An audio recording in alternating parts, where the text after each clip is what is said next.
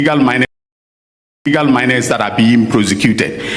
And I'm happy to announce that in 2002, the police conducted very diligent investigations in respect of Akonta mining, but the docket was hidden until we came to power. In fact, when we came to power and I started the investigation with the Minerals and the Lands and Natural Resources Minister and the Forestry Commission, we were finding it difficult to get information. Subsequently, the police themselves owned up and presented the docket to my office 2 months ago. So as we speak, the charges against Chairman Wontumi, Akonta Mining, and 5 others have been signed as I speak. Currently, we are waiting for him to be read his right to remain silent, etc. You know, before we've asked that he should be brought from, Kumasi. His lawyers asked that he should be brought on Tuesday. And for the Attorney General of Ghana, I would say, he's ready to arrest Chaierman Wontumi by Monday. So, Chaierman Wontumi, Sabio. Accra na on kind charges in Chireno. Now, the same one who have a power, but so young to was in own tears and now.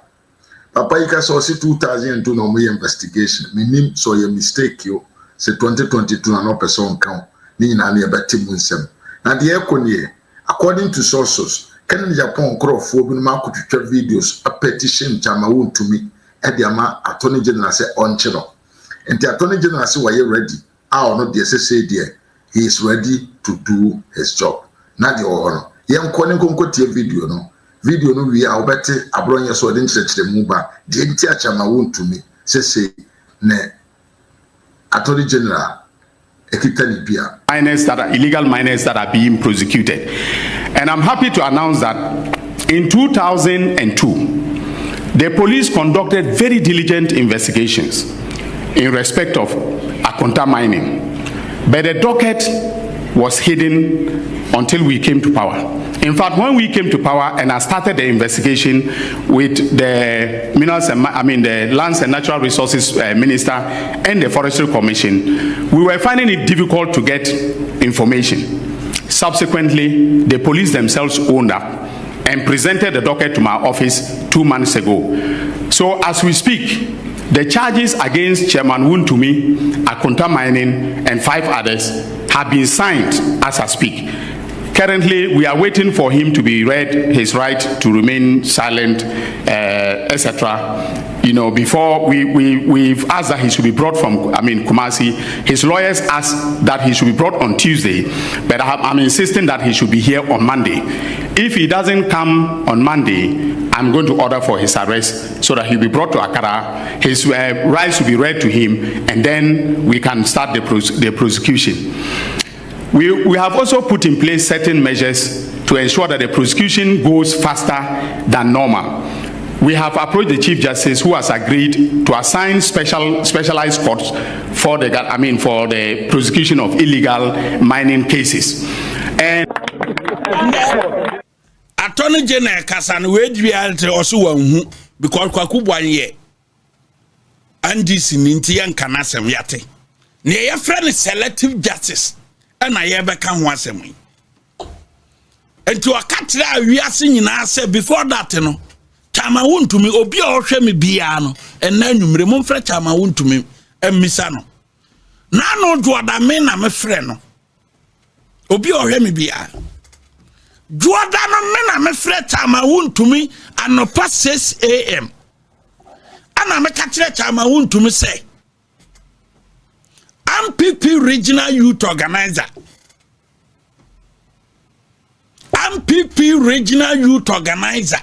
your friend Chasado ono na regional youth organizer of Bono East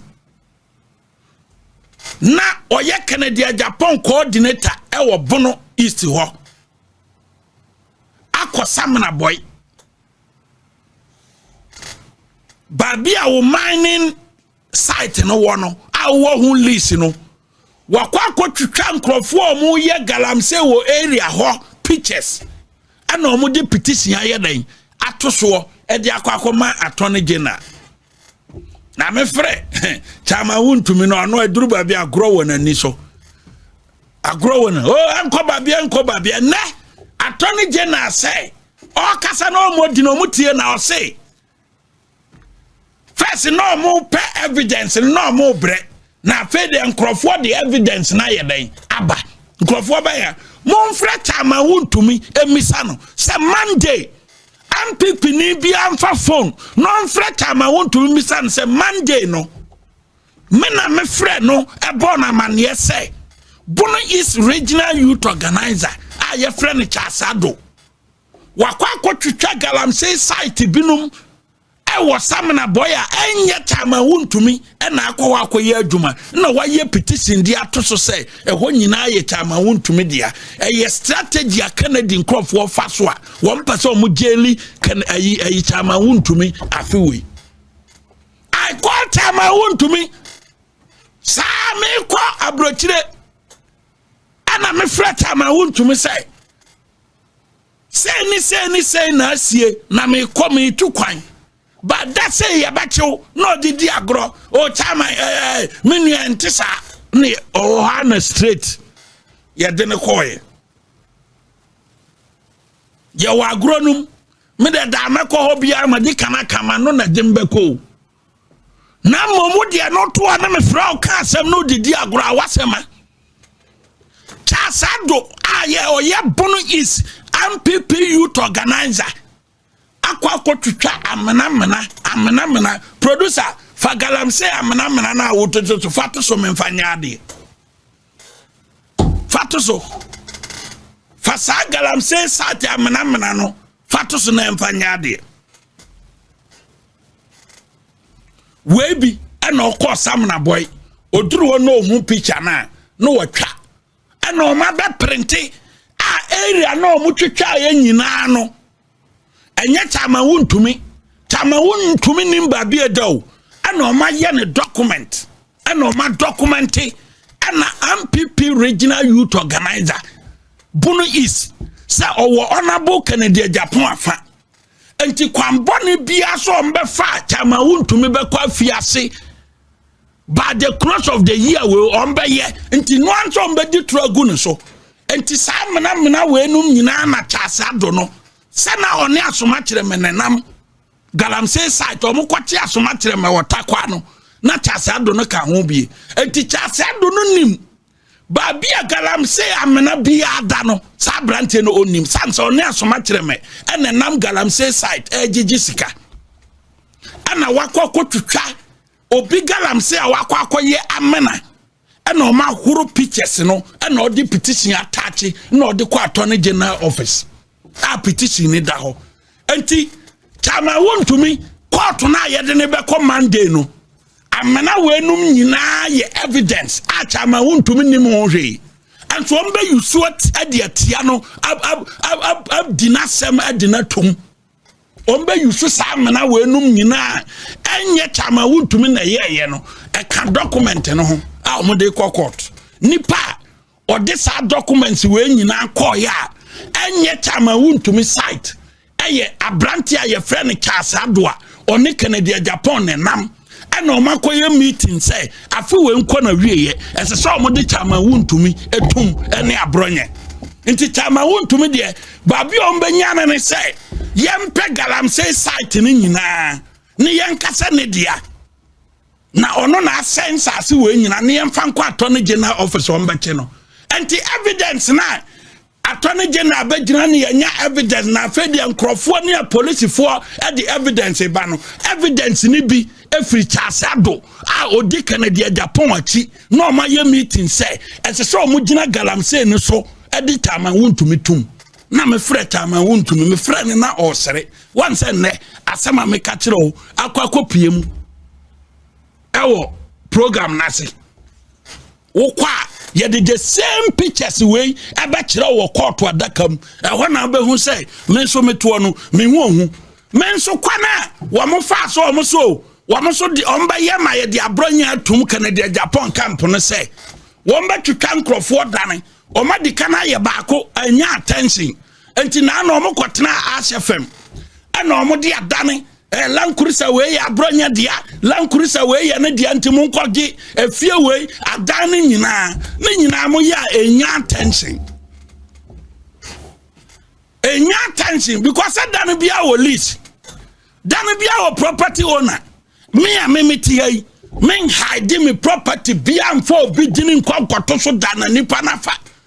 Me ma bronya dia me no se me nam dia me nka se me politician ti me kwakoye agapade na me de obi di na to so me nya bi dana mawu anti any property bia no me se ne sai eye me dini na wo so sante me nsuro bia anti properties ni adan na me nso maka bom se mo se eye me dia mo nyina so nche me no mache mo mfa bi nko bia nai Mumfa binko yoko, mumfa binko attorney general office no mumfrem intentem Canada Japan camp no mumfrem intentem na Chaierman Wontumi kachireo e kwana boy no chase ado Canada Japan akra no edo afaso no na oduru koto no mo de saa mena we nyina enye Chaierman Wontumi na aye no e kwana mo de Asante region ya di Asante regional Chairman pese faso me de ande so mo de adan ne ka we ye ne dia property we ye ne dia enya tension tese fidie no be yi Chaierman Wontumi ne nyina so ye tro sa side ne nyina atase ado de koye no eye se ye ni tro no ye nchi Chaierman Wontumi ntum kwana Kennedy no mapana ne no na mushisha Sanyama way na attorney general say as I said Chaierman Wontumi appear before the attorney general office no mu ready charges no e de kire no da ben na attorney general e be ready charges kire obi aye court na ready charges kire obi aye court wo charge me a e wonnya say opa wo betima frame me detain me ade tie no wayi mi say ye court eno ano no ubetima frame detain me ade akia no wayi me say ye court but say police ni achi wo police station no waka kire say the only thing is I frame na say also what charge me na ma tire me statement Chaierman Wontumi ma frɛ no ama na tire me statement awie maka kire ne say oye illegal mining contrary to the Minerals Act no 703 no entine some charging so illegal mining contrary to the Minerals Act no at 703 dia fa ne court wo de ne court wa aye court honom ana court no be ready charge sheet no atire Chaierman Wontumi but me so surprised say attorney general be assume the jurisdiction of the court no waka say ye afraid Chaierman Wontumi ni ya ready charges na atire no him fana saade ni bisi minim say criminal procedure no a lawyer for amhwe me say assistant there the only thing I minim I wo mara no mu say attorney general person charge me o file wo case real you just call me say that's a yensia me court munsia ya court mo kodura mo de mo docket ama court clerk judge ti adwam normal read the charges no e de atre accused person no. But for attorney general to say Chaierman Wontumi mra attorney general office na yan ready charges in ntra ne de mpacha any criminal procedure no law bia no wa kire say attorney general be ready charges a kire obi wuchi nipa no na say o charge no making a statement we are put the person before court. But Omra attorney general office now read the charges you are not the court. Procedurally, are you wrong? Legally, are you wrong? Monfa law no bia wo kromesi procedurally are you wrong? Legally, are you wrong? Say attorney general beka say accused person run the office no read the charges in Chireno. Are you wrong? Nti asem na attorney general e kan wo adwumadie na se emra mu no e wrong so obaka say accused yes ni ababa ya ne say me no ka say no omma police fo akwakote wo attorney general office wo pna o ma fa ne say Monday no omma police fo CID fo na wo mu investigate Chaierman Wontumi no omba kwakote wo attorney general office wo Nti Chairman Wontumi duru ye na no na omo de handcuff aso ne nsa because charge sheet na ye ready. Nti omo de handcuff begu ne nsa. Omo de handcuff gu ne nsa. Na omo de ne court. Omo de ne duru court wa. Yes ye call ye no court wa remand no. Nti bia omra Friday. E strategy ni nyama amachisa ye nim.